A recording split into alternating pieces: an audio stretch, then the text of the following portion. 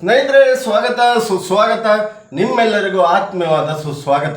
ಇವತ್ತಿನ ವಿಶೇಷವಾದ ವಿಷಯ ನಮ್ಮ ರಾಕಿಂಗ್ ಸ್ಟಾರ್ ಯಶ್ ಅವರು ಟಾಕ್ಸಿಕ್ ಸಿನಿಮಾ ಬಂತು, ಅವ್ರದ್ದು ರಾಮಾಯಣ ಸಿನಿಮಾ ಬರ್ತಾ ಇದೆ. ಅದೆಲ್ಲ ವಿಷಯ ಇರೋದು, ಅದು ವಿಷಯ ಇದೆ, ಅದು ದೊಡ್ಡ ವಿಷಯ. ನಮ್ಮ ಕನ್ನಡ ನಟ ಹೋಗಿ ಸೂಪರ್ ಸ್ಟಾರ್ ಆಗಿ ವರ್ಲ್ಡ್ ಲೆವೆಲಲ್ಲಿ ಕನ್ನಡವನ್ನು ಬಡ್ದೆ ಬುರ್ಸ್ತಾ ಇದ್ದಾನೆ ಅಂದರೆ ಅದು ನಮ್ಮ ರಾಕಿಂಗ್ ಸ್ಟಾರ್ ಯಶ್ ಅವರು ಮಾಡ್ತಾ ಇರೋಂಥ ಕೆಲಸ. ಆ ಒಂದು ಕಾರ್ಯಕ್ಕೆ ಅವರು ಒಂದು ಮಾಡ್ತಾ ಇರೋ ಹೆಸರಿಗೆ, ಅವರೊಂದು ಗಳಿಸ್ತಾ ಇರೋ ಪ್ರಖ್ಯಾತಿಗೆ ಹಿಂದೆ ನಮ್ಮ ಕನ್ನಡದ ಬಗ್ಗೆ ಯಾವ ಬಾಲಿವುಡ್ ಅವರು ಇದ್ರಲ್ಲ ಅವರೆಲ್ಲ ಇವತ್ತು ಬಂದು ಕನ್ನಡ ಮಾತಾಡಿ ಕನ್ನಡ ಸಿನಿಮಾ ಹೋಗಲಿ, ಕನ್ನಡ ಬರುತ್ತೆ, ಕನ್ನಡ ಅನ್ನೋರು ಕನ್ನಡ ಅನ್ನೋ ರೀತಿ ಆಗಿದೆ. ಈಗ ಯಾಕೆ ಮಾತು ಹೇಳ್ತಾ ಇದ್ದೀನಿ, ಟಾಕ್ಸಿಕ್ ಟೀಸರ್ ಲಾಂಚ್ಗೆ ಇಡೀ ಬಾಲಿವುಡ್ ಸರ್ವೆ ಇಲ್ಲಿ ಬಂದಿತ್ತು, ಹಾಗಾಗಿ ಈ ಮಾತು ಹೇಳ್ತಾ ಇದ್ದೀನಿ.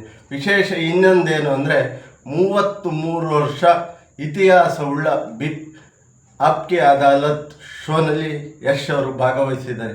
ಇದು ಅಂತಿಂಥ ಶೋ ಅಲ್ಲ ಸ್ನೇಹಿತರೆ. ಯಾರ್ಯಾರು ಮಾಮೂಲಿ ಜನನ್ನೆಲ್ಲ ಕರ್ಕೋಗಿ ಕೂರಿಸಲ್ಲ. ಯಾರು ಕಷ್ಟಪಟ್ಟು ಯಾರು ಸಾಧನೆ ಮಾಡಿರ್ತಾರೆ, ಯಾರು ಒಬ್ಬ ವ್ಯಕ್ತಿ ಇರ್ತಾರೆ ಅವ್ರನ್ನ ಕರ್ಕೋಗಿ ಕೂರಿಸ್ತಾರೆ.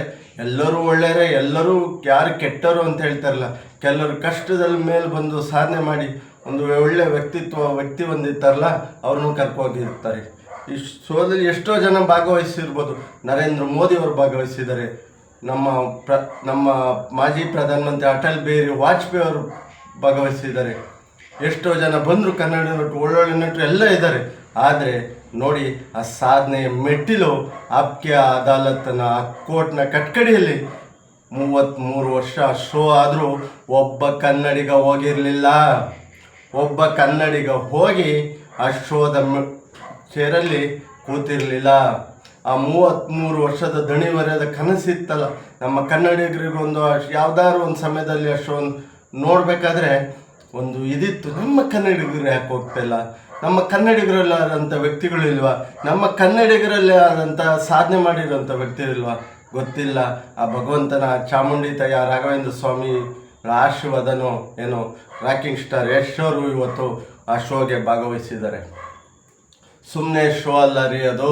ಅಟಲ್ ಬಿಹಾರಿ ವಾಜಪೇಯಿ ಭಾಗವಹಿಸಿರೋಂಥದ್ದು, ನರೇಂದ್ರ ಮೋದಿಯವರು, ಹಲವಾರು ಗಣ್ಯರು ಭಾಗವಹಿಸಿರೋದು. ಎಲ್ಲದರಿಂದ ಹೆಚ್ಚಾಗಿ ನಮ್ಮ ಕನ್ನಡಿಗರು ಯಾರೇ ಒಬ್ಬರು ಅಲ್ಲಿ ಶೋದಲ್ಲಿ ಭಾಗವಹಿಸಿರಲಿಲ್ಲ. ಆ ಶೋದಲ್ಲಿ ರಾಕಿಂಗ್ ಸ್ಟಾರ್ ಯಶ್ ಅವರು ಭಾಗವಹಿಸಿ ನಮ್ಮ ಕನ್ನಡಿಗರಿಗೆ ಹೆಮ್ಮೆ ತಂದಿದ್ದಾರೆ. ಅವರ ತಂದೆ ಬಗ್ಗೆ, ಅವರ ತಾಯಿ ಬಗ್ಗೆ, ಅವರ ಜೀವನದಲ್ಲಿ ನಡೆದಂಥ ಘಟನೆ ಬಗ್ಗೆ ತುಂಬ ಸವಿ ಹೃದಯದಿಂದ ಹೇಳ್ಕೊಂಡಿದ್ದಾರೆ. ಎಲ್ಲೂ ಹೋಗ್ತೀವಿ, ಯಾವ ಲ್ಯಾಂಗ್ವೇಜಿಗೆ ಹೋಗ್ತೀವಿ ಅಲ್ಲಿಗೆ ನಾವು ಗೌರವ ಕೊಡಬೇಕಾಗುತ್ತೆ ಅನ್ನೋದನ್ನ ಒಂದು ಮಾತು ಹೇಳಿದ್ದಾರೆ.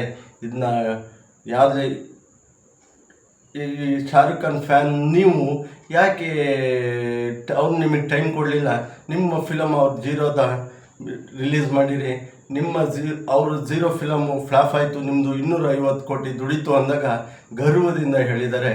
ನನ್ನ ಸೀನಿಯರ್ ಇದ್ದರು, ಸೀನಿಯರೇ ಅವತ್ತು, ಅವ್ರ ಮುಂದೆ ನಾನು ಪಾಸ್ ಆದೆ ಅಂದರೆ ಅದಕ್ಕಿಂತ ಸಾಧನೆ ಮತ್ತೊಂದಿಲ್ಲ ಅಂತ ಹೇಳಿ ಬಾಲಿವುಡ್ ಅವ್ರಿಗೆ ಬಟ್ಟೆ ಸುತ್ಕೊಂಡು ಹೇಳ್ತಾರಲ್ಲ ಮತ್ತೊಂದು, ಆ ರೀತಿ ಕೊಟ್ಟಿದ್ದಾರೆ. ಹಿಂದೊಂದಿನ ನಗುತ್ತಿದ್ರು, ಕನ್ನಡ ಅಂತಿದ್ರು. ಆದರೆ ಇವತ್ತು ಆ ಆಪ್ಕೆ ಅದೆಲ್ಲ ಶೋ ಇರಲಿ, ಎಲ್ಲ ಹಿಂದಿಯವರು ನಮ್ಮ ಕನ್ನಡ ಇಂಡಸ್ಟ್ರಿ ಕಡೆ ತಿರುಗಿ ನೋಡ್ತಾ ಇರೋ ರೀತಿ ಆಗಿದೆ ಸ್ನೇಹಿತರೆ. ಯಾಕೆ ಮಾತು ಹೇಳ್ತೀನಿ ಅಂದರೆ, ಹಿಂದೆ ವಿಷ್ಣುವರ್ಧನ್ ಸರ್ ಹೋಗಿದ್ರಂತೆ. ಅವ್ರ ಮೇಲೆ ನಾನೇನೋ ಅವ್ರ ಅಭಿಮಾನಿಗಳಲ್ಲಿ ಕೇಳ್ಪಟ್ಟಿದ್ದು, ಅವ್ರನ್ನ ಏನೋ ಅವ್ರು ಕನ್ನಡ ವಿರೋಧಿ ಅಂತ. ಕೆಲವರು ಈ ತುಣಿಯೋಕ್ಕೆ ಪ್ರಯತ್ನ ಮಾಡ್ಬೋದು, ಈ ಕೆಲವರು ಹೇಳಿಕೆ ಎಲ್ಲ ಕೊಟ್ಟಿದ್ದಾರೆ, ಶುರು ಮಾಡಿರ್ಬೋದು. ಆದರೆ ಯಶ್ ಅವರಿಗೆ ಕನ್ನಡಿಗರ ಸಂಪೂರ್ಣ ಬೆಂಬಲ ಇದೆ. ಯಾಕೆ ಈ ಮಾತು ಹೇಳ್ತೀನಿ ಅಂದರೆ, ಎಲ್ಲೋ ಹೋದರೂ ತನ್ನ ಮಣ್ಣು ನೆಲ ನುಡಿ ಭಾಷೆ ಮರ್ತಿಲ್ಲ ಅನ್ನೋಕ್ಕೆ ಪಡುವರಳ್ಳಿ ಅಂತ ಒಂದು ಮಾತು, ಒಂದು ಜೋಕಿಗೋ ಒಂದು ಇದನ್ನು ಹೇಳಿದ್ರು ಅಂದರೆ ಅಲ್ಲಿ ನಾವು ನೆನ್ಪಿಟ್ಕೋಬೇಕು. ಸೂಪರ್ ಸ್ಟಾರ್ ಆಗಲಿ, ಅವ್ರು ಎಲ್ಲೇ ಹೋಗಲಿ, ನನ್ನ ಮಣ್ಣು ನನ್ನ ನೆಲನ ಮರ್ತಿಲ್ಲ ಅನ್ನೋದನ್ನ ರಾಕಿಂಗ್ ಸ್ಟಾರ್ ಯಶ್ ಅವರು ತೋರಿಸ್ಕೊಟ್ಟಿದ್ದಾರೆ ಅಂತ ಹೇಳ್ತಾ ಇಲ್ಲಿಗೆ ನಾನು ಈ ವಿಡಿಯೋ ಮುಗಿಸ್ತಾ ಇದ್ದೀನಿ. ಏನಾದರೂ ತಪ್ಪಾಗಿದ್ದರೂ ದಯವಿಟ್ಟು ಕ್ಷಮಿಸಿ, ಆರೈಸಿ, ಕಾಪಾಡಿ. ನಮ್ಮ ಕನ್ನಡಿಗ ಭಾಗವಹಿಸಿದ್ದು ಹೆಮ್ಮೆ, ಯಾರನ್ನೋ ತೇಜೋವಧೆ ಮತ್ತೊಂದಕ್ಕಲ್ಲ, ನಮ್ಮ ಕನ್ನಡಿಗ ಭಾಗವಹಿಸಿದ್ದು ಹೆಮ್ಮೆ ಹೇಳೋಕ್ಕಾಗಿ ಈ ವಿಷಯ ನಿಮ್ಮಲ್ಲಿ ಮುಟ್ಟಿಸ್ಬೇಕು ಅಂತ ಹೇಳ್ತಾ ಇದ್ದೀನಿ. ತಪ್ಪಾಗಿದ್ರು ಪದ ಬಳಕೆ ದಯವಿಟ್ಟು ಕ್ಷಮಿಸಿ. ರಾಯರಿದ್ದಾರೆ, ರಾಯರಿದ್ದಾರೆ. ಜೈ ಶ್ರೀರಾಮ್, ಜೈ ಜಗನ್ನಾಥ್, ಜೈ ಸಂಗೊಳ್ಳಿ, ಜೈ ಭೀಮ್.